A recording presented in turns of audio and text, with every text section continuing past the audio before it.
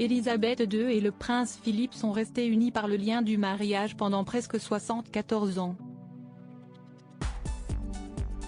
Le mariage du couple royal britannique n'a pourtant pas toujours été sous le signe du calme.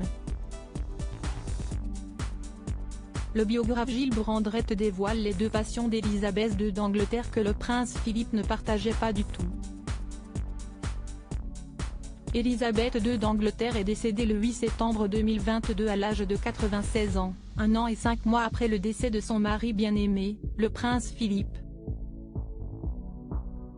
À une époque de leur union, le mariage du prince Philippe et de la reine Élisabeth II d'Angleterre a été quelque peu mouvementé.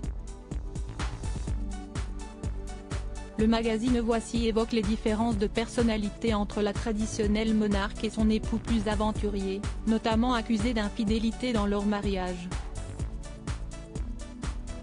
D'autres secrets sont à découvrir dans le livre du biographe Gilles Brandrett, déclare le média.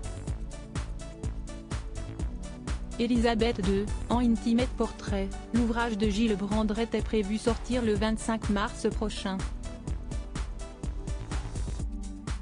L'auteur y révèle deux différences qui existaient entre la reine Élisabeth II d'Angleterre et son mari le prince Philippe. Une des passions d'Élisabeth II était loin d'être partagée par le prince Philippe. Il s'agit des fameux corgis pour lesquels la reine Élisabeth II éprouvait un attachement sans faille. Gilles Brandrett, le biographe proche du duc d'Édimbourg, a révélé que le prince Philippe trouvait que les corgis de son épouse étaient exaspérants. La reine Élisabeth II d'Angleterre était également connue pour sa passion ardente pour les courses hippiques.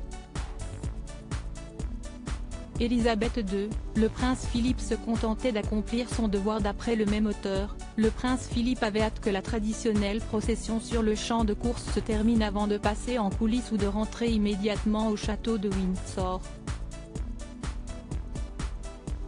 Chaque année, lors du Royal Ascot, il accomplissait son devoir en prenant place aux côtés de la reine dans sa calèche décapotée, le temps de la traditionnelle procession sur le champ de course, mais dès que celle-ci était terminée, il regagnait sans perdre un instant le château de Windsor en voiture ou disparaissait dans une pièce, au fond de la loge royale de l'hippodrome, afin d'y regarder un match de cricket à la télévision, déclare Gilles Brandrett dans son livre.